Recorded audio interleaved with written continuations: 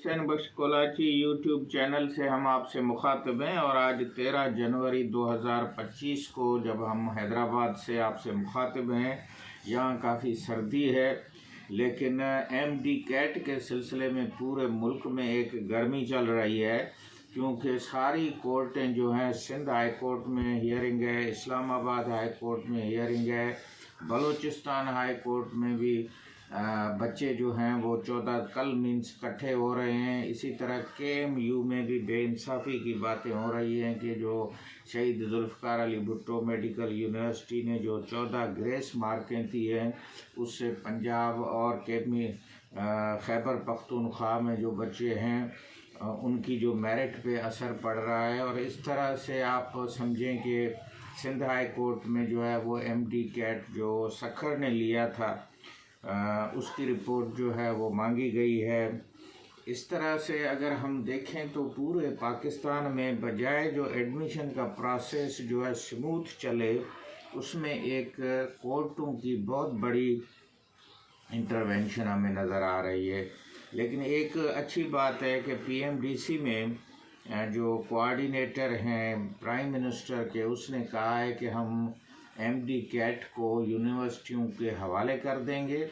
वो अपनी जो उनकी जुरिस्डिक्शन है या प्रोविंस है, उसके मुताबिक वो अपनी क्यू बैंक से और वो एक टेस्ट जो है एडमिशन टेस्ट करके और बच्चों की दाखला जो है उसको वो फाइनल करें, ताकि ये जो आउट ऑफ सिलेबस का मामला है, पेपर लीक का मामला है या माफिया का मामला है या डिले का जो मामला है, लेकिन उन्होंने साथ ये भी बताया कि क्योंकि PMDC के एक्ट में ये लिखा हुआ है कि MD कैट जो है वो नेशनल लेवल पे होगी, तो उसकी अमेंडमेंट करना ज़रूरी होगी। अदरवाइज़ ये सिर्फ इस तरह की मीटिंगें और डायरेक्शन से ये मामला हल नहीं होगा। इस पे मेरे ख़्याल में उन्होंने सही तजवीज़ दी है। हम नेशनल असम्बली के मेंबरों से भी गुजारिश करेंगे कि वो PMDC के एक्ट में जल्दी से जल्दी तरमीम लाएं, क्योंकि हमारे पास तो जो अमेंडमेंट आइन में है वो इतना मुश्किल मसला नहीं है।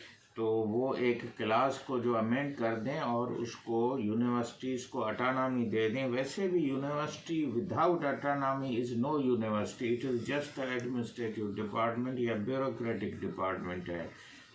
इसी तरह से PMDC के पास कोई MD कैट पे कोई बड़ी रिसर्च भी नहीं है। मैं जब इंडिया में इसको देख रहा हूँ, इसका काउंटर पार्ट जो है national entrance and eligibility test, वो 2012 से जारी है। जो सेम मसले हमें आ रहे हैं वो वहाँ पे आ रहे हैं, कोर्टों में जा रहे हैं, पेपर लीक हो रहे हैं।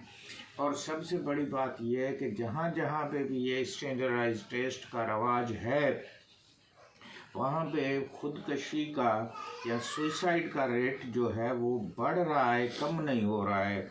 अभी भी आप अंदाज़ा लगाएं कि ये इतनी सारी टेंशन में हमें क्या पता है कि कितने बच्चे जो हैं क्या क्या बातें सुन रहे होंगे। और मुझे कल परसों जो है मेरे एक बहुत सीनियर प्रोफेसर से बात हो रही थी, तो उस बच्चे ने जाके कामस्टेक में IT को ज्वाइन किया है। उसने कहा, हालांकि उसने MD कैट रीटेक सखर से दिया है और उसकी मार्कें पहले से कम आई हैं, लेकिन फिर भी वो एडमिशन लेने का भी वो एलिजिबल हो सकता है किसी प्राइवेट कॉलेज में, लेकिन वो दिल बर्दाश्ता जो है वो हो के अब दूसरी जगहों पे मीन्स उसने अपने टेस्ट दी है और उसको क्वालिफाई किया है। Now he is going from medical profession to, हालांकि उसके पूरे घर में जो है वो मेडिकल प्रोफेशन के लोग मौजूद हैं। इसी तरह से अगर हम आगे चलें तो बच्चों में जो है सोशल मीडिया पे एक दूसरे को काउंटर करने का जो है वो बहुत बड़ा एक माहौल चल रहा है, बातचीत चल रही है। और इस तरह से हम देख रहे हैं कि बच्चे बजाय जो कंसंट्रेट करें अपने प्रोफेशन के साथ, वो इस सोशल मीडिया में MD कैट को एक डिस्कशन का फोरम बना के बैठ गए हैं, जो कि बात ठीक नहीं है, क्योंकि एडमिशन इतनी बड़ी बात नहीं है। और पंजाब के जो कोऑर्डिनेटर प्राइम मिनिस्टर के जो कोऑर्डिनेटर हैं उसने ये भी कहा है कि अब बोर्ड जो है कम से कम पंजाब की सतह पर जो है बेहतर हो गए हैं। तो ये एक अच्छी चीज़ है कि अगर पंजाब में बोर्डों ने इम्तिहान को अच्छे तरीके से करना शुरू कर दिया है तो सिंध वाले बोर्डों को भी पंजाब से सीखना चाहिए। और हम वज़ीर आला से गुजारिश करेंगे कि सिंध के बोर्डों पे वो तवज्जो दें और उनके इम्तिहानात के लिए जो ज़रूरी इंतज़ाम हैं वो भी करें, विजिलेंस को भी बढ़ाएं। और हम चेयरमैनों से भी गुजारिश करेंगे कि वो बोर्डों को इस मयार पे ले आएं कि हमें MD कैट की ज़रूरत ना पड़े। अब स्टैंडर्डाइज टेस्ट के लिए ये है कि जो बड़े से बड़ा नुकसान है कि टीचिंग टू द टेस्ट की तरफ पूरे एजुकेशन को ले जाते हैं, पूरा इम्तिहान उसी तरफ चला जाता है। और वो इदारा जिसके बच्चे ज़्यादा स्टैंडर्डाइज टेस्ट में जाते हैं, अब स्टैंडर्डाइज टेस्ट में तो वो एक क्वांटिटेटिव किस्म की एक एनालिसिस है जिसमें आप बिहेवियरल एनालिसिस बहुत कम करते हैं और जिसमें मिसाल के तौर पे टीम में कैसे काम करना है, हमदर्दी कैसे करनी है, एथिक्स क्या है, और उसके अलावा आपको सोसाइटी में किस तरह से कंडक्ट करना है, वो इस तरह के तो वो बिहेवियर डेवलप ही नहीं होते हैं। और जो एक मैं कॉन्फ्रेंस सुन रहा था, मेडिकल स्टूडेंट्स जो हैं वो ऑर्गेनाइज हो रहे हैं, प्रेस कॉन्फ्रेंसें कर रहे हैं। उनकी जो एक हेडिंग है जो मैंने आज देखी है कि मेडिकल स्टूडेंट एसोसिएशन वो कहते हैं कि हमारे वालिदैन कहते हैं हमने गरीबी में बच्चों को पढ़ाया और अमीर लोग जो है रुश्वत देकर अपने बच्चे जो हैं वो पास करवा रहे हैं MD कैट में।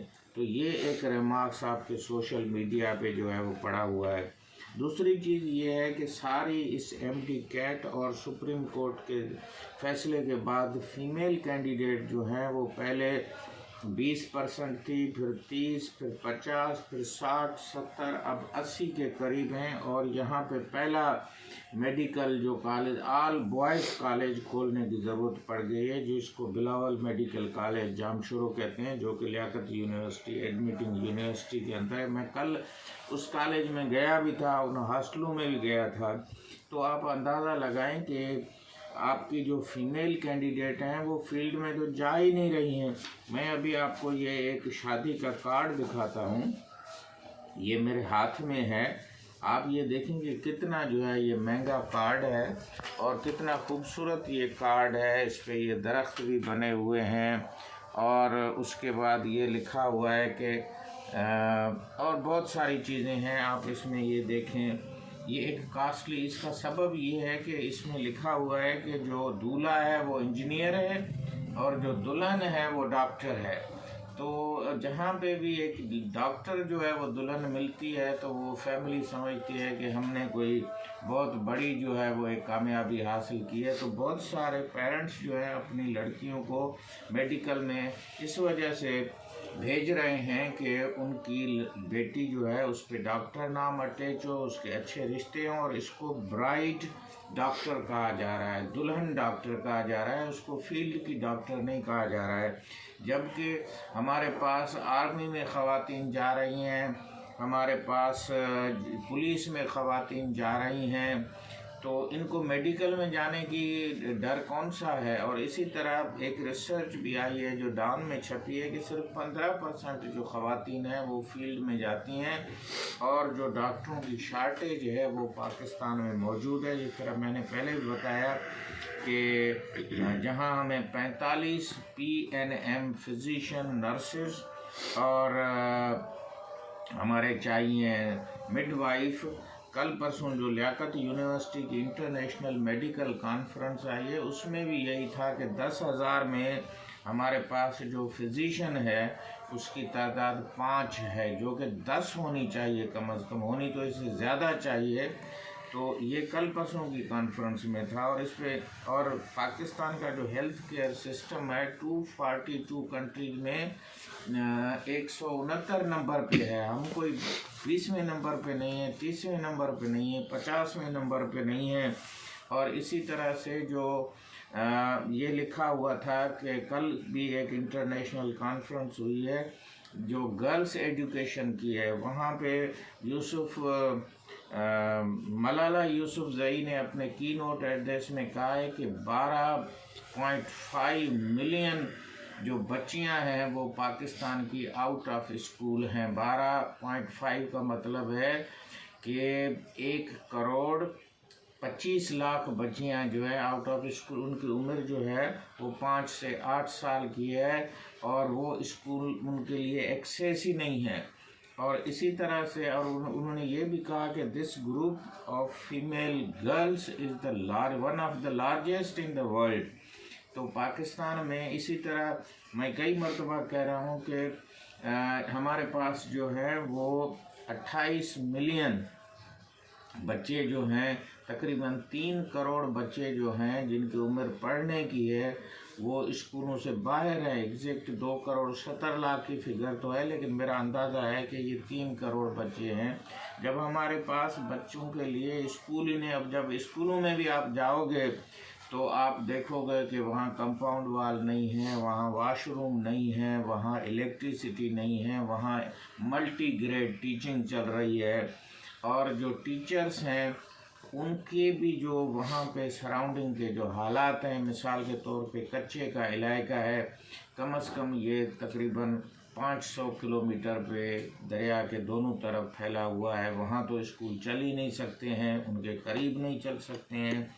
हमारे पास थर वाला इलाका जो है उसके लिए सिर्फ 26 सीटें रखी गई हैं, यानी 18,000 स्क्वायर किलोमीटर का वो एरिया है, 18 लाख लोग हैं और 26 सीटें, इसका मतलब है कि 75,000 की एक सीट रखी गई है।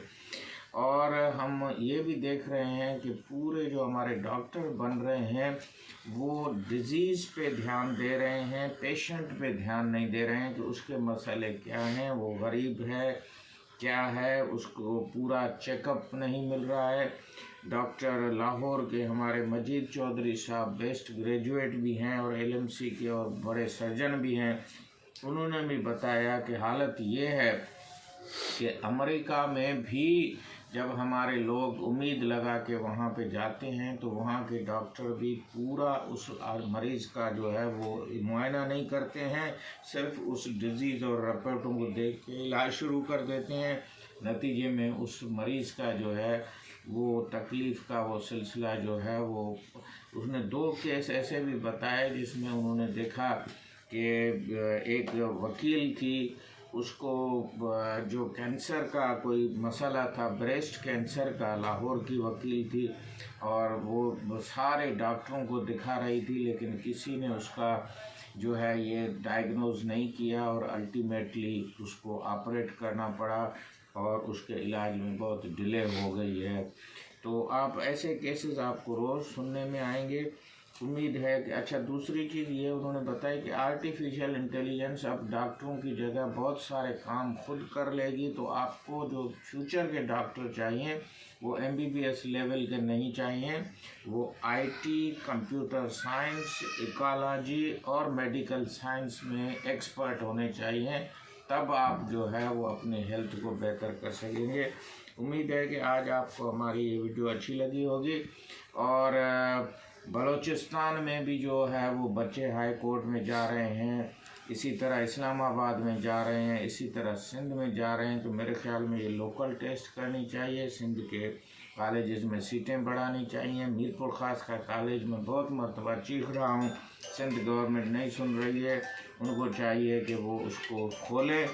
और उम्मीद है कि डॉक्टर हुसैन बख्श कोलाची आपको गाइड करता रहेगा। यूट्यूब को लाइक करें, शेयर करें। खुदा हाफिज़।